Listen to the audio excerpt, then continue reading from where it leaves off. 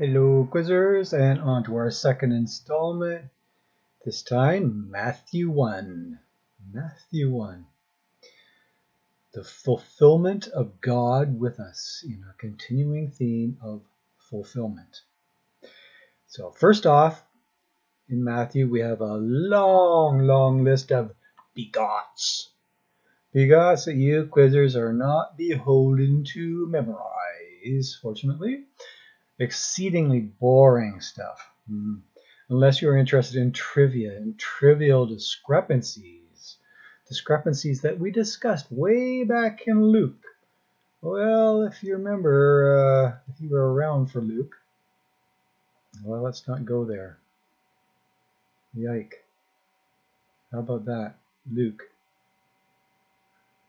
We did all sorts of genealogy back then, discussing 77 generations separated from God, and on and on and on.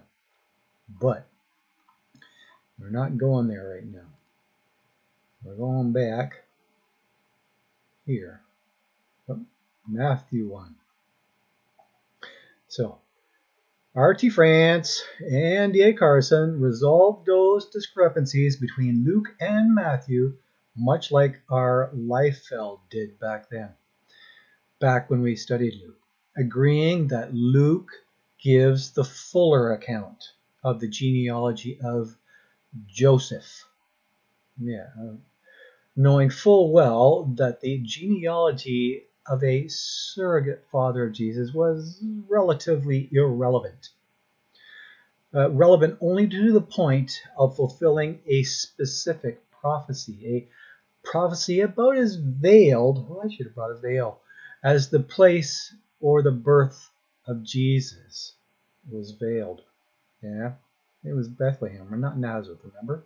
A discrepancy that Matthew will deal with in our very next chapter, with our above commentators agreeing that our tax collecting Matthew only gives a representative account of the genealogy of Joseph, or a lineage account might be a more apt description. A lineage account, which was the commonly memorized account of dynastic notables in the line of the adopting dad named Joseph. An account skipping a few not so notable nasties from the tribe of Judah, a most notable tribe that gets honorable mention in our next chapter as well. A tribe that the far more relevant Mother Mary likely belonged to as well, as incestuous as that common tribalism may sound to you. They belong to a genealogy that anticipated the prophetic stock of Jesse, we read in Isaiah 11:1. But even more so, they belong to a genealogy that anticipated the prophetic branch of David, we read in Jeremiah 23, a genealogy that Matthew returns to in verse 20, and that he will be returning to again in chapter 22.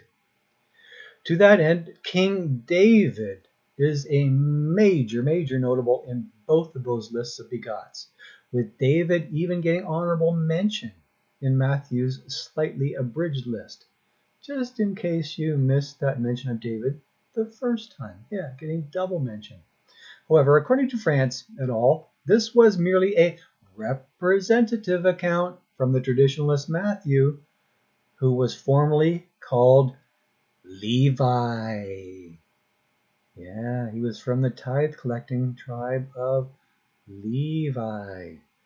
An account semi-respecting something called the Levirate factor.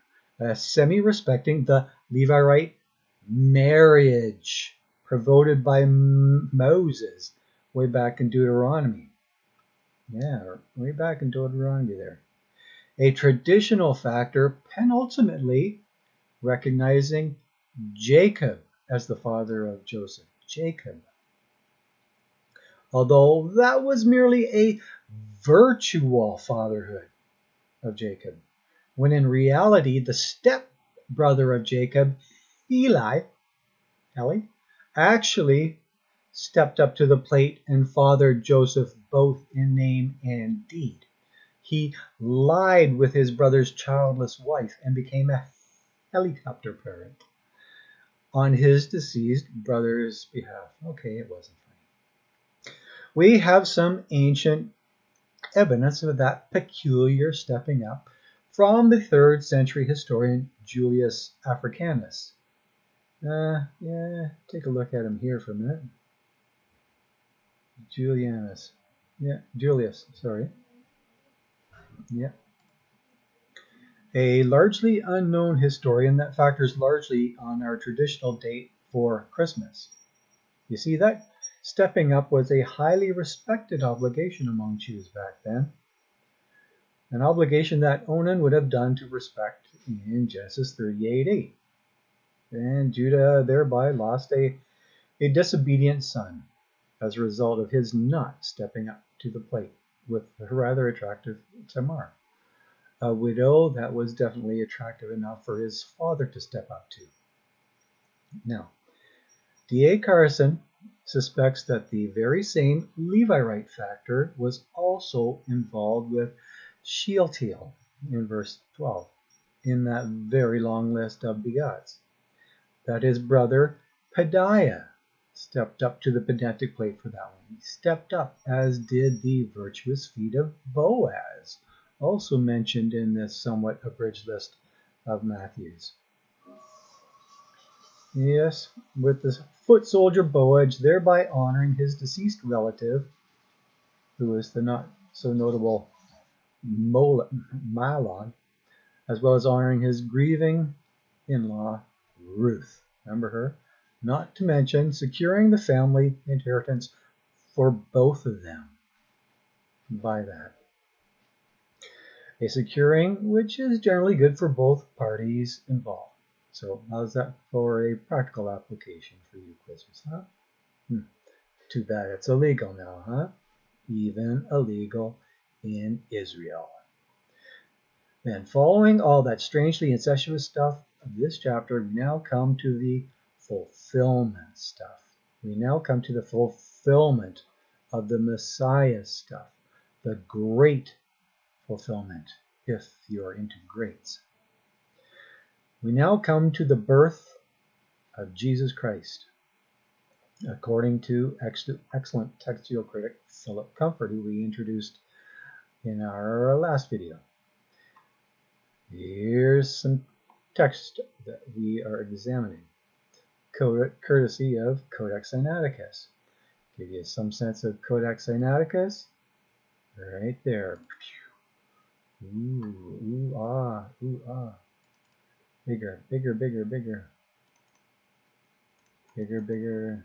Okay. Fantastic.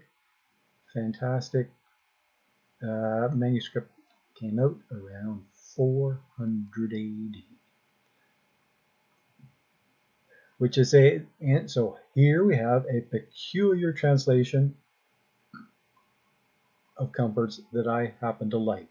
The birth of Jesus Christ. Despite the grammar sounding kind of awkward there. Awkward compared to Jesus the Messiah in our NIV, right? Whereas R.T. France tends to like the birth of the Christ translation better, dropping the Jesus part altogether, leaning towards those early Latin and Syriac translations, just as Kenneth Bailey often did. We're not going to go there. Translations that often diverge radically, that often contradict themselves, as we will be seeing shortly. With France thinking that those translations might be relying on a much earlier exemplar than our P1 manuscript shown in our previous study. With those translations presumably relying on an earlier manuscript that might say things just a little bit differently. But as Comfort says, those translations are almost certainly a later translation modification.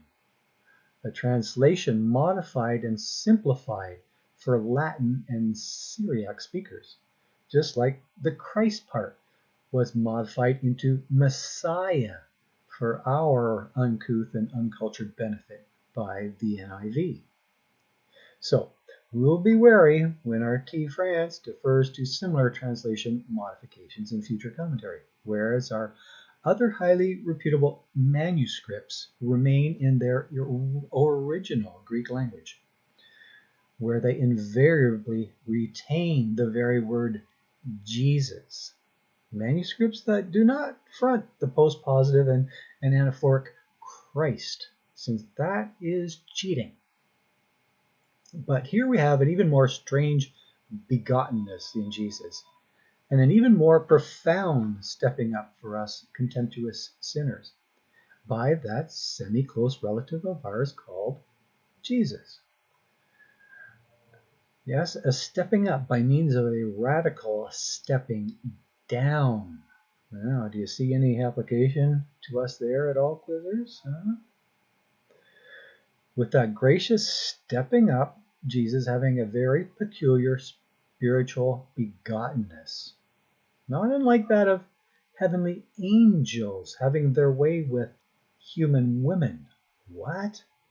Yes, giving birth to those highly unusual spiritual bastards, which were called Nephilim, mighty men that were wiped out by the global flood. This unusual begottenness was a very strange phenomena that you can read about in Genesis 6, a phenomena that we will return to in Matthew 22.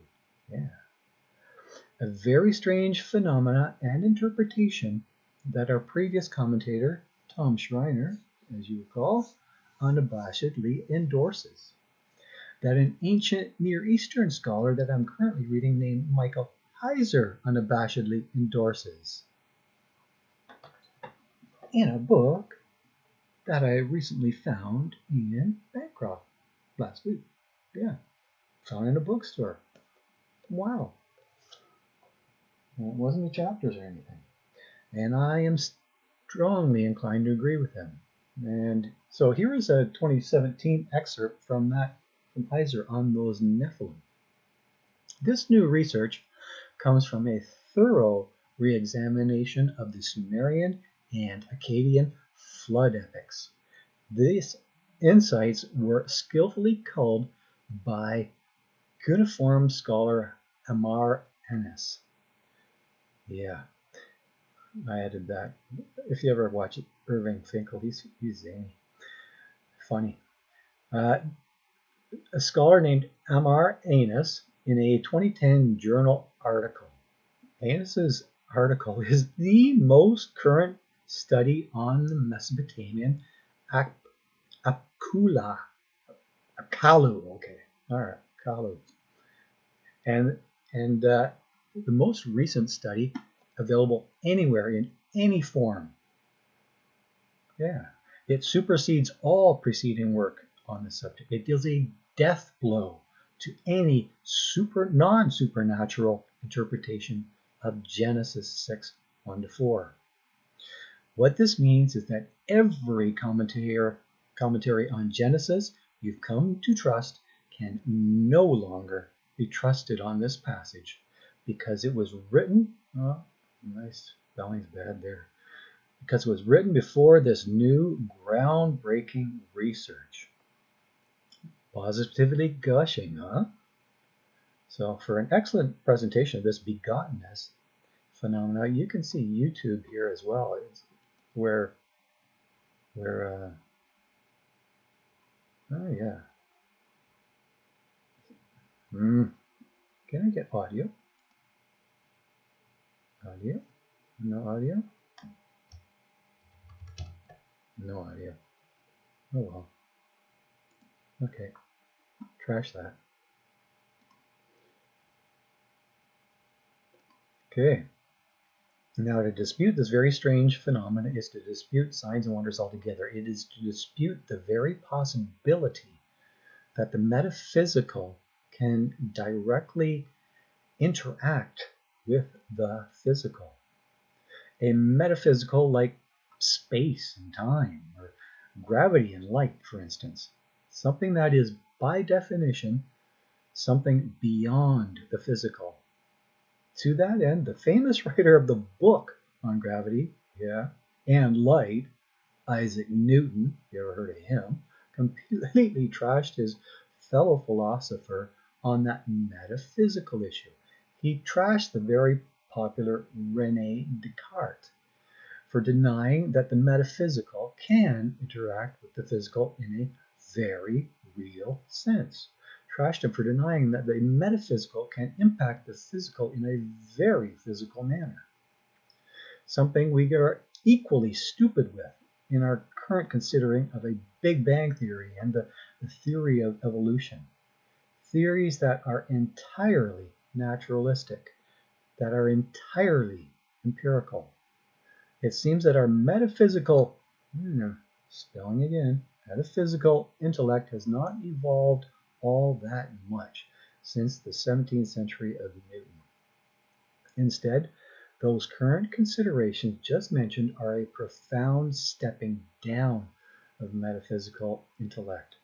They are a blatant refusal to consider first things first, to consider metaphysical things first, putting Descartes before the horse, as apologist Norm Geisler was fond of saying. In a later tactful attack on Descartes, Newton writes in his book De Principia, he endures always and is present everywhere, and by existing always and everywhere, he constitutes duration and space. Since each and every particle of space is always, and every indivisible moment of duration is everywhere, certainly the maker and lord of all things will not be never or nowhere.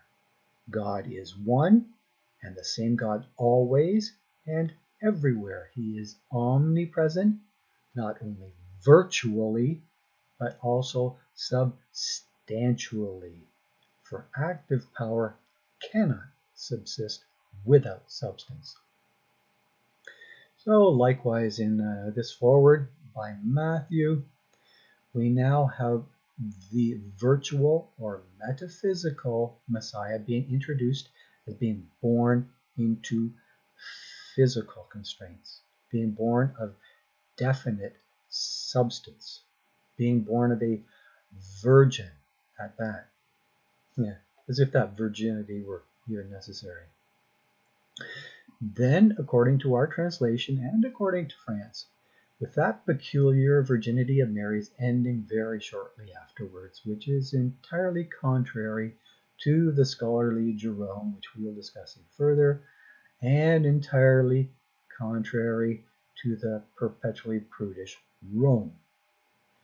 Now, even the most skeptical of scientists believe that the phenomena of virgin birth is remotely possible, as unattested as the human case may be. And they witness it regularly. They witness the phenomena of parthenogenesis regularly in nature. They witness it among tardigrades, research that, and even dragons, dragons, Komodo dragons. They don't witness it all that much among unicorns. So at least we have to grant the mere possibility of the Messiah being born of a virgin, even if you don't believe it personally. So in a very visible and a very touchable sense, we now have the fulfillment of God with us. Verse 23, a quotation of Matthew taken directly from Isaiah 8:10. An interpretation that was likely not said by the angel, but certainly a valid interpretation of the name Emmanuel regardless, that we read in Isaiah 7:14. Yes, this is the first and the greatest fulfillment, a semi-obscure fulfillment of Genesis 3:15, a fulfillment that Jehovah's Witnesses totally refuse to believe, refusing to believe that Jesus is that prophetic fulfillment of Isaiah, refusing to believe that Jesus is that very Emmanuel, that Jesus is indeed God with us as a vulnerable human. referring to believe that God was always with us in a purely spiritual sense. A sensual social distance, if there ever was one. You think social distancing is bad now, as if I were ever holy in the very same sense that God eternally is.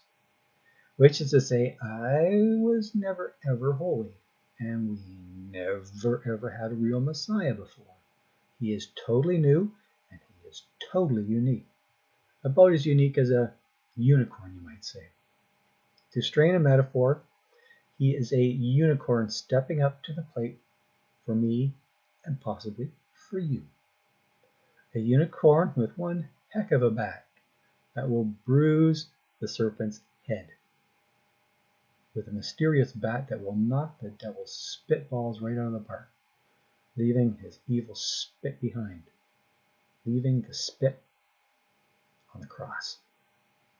So, can you guess what our mascot is for this year, Quizzers? Well, let's call him Uni for short. A virtual mascot for a virtual year. Oh, isn't this going to be fun, huh? Yeah, wow.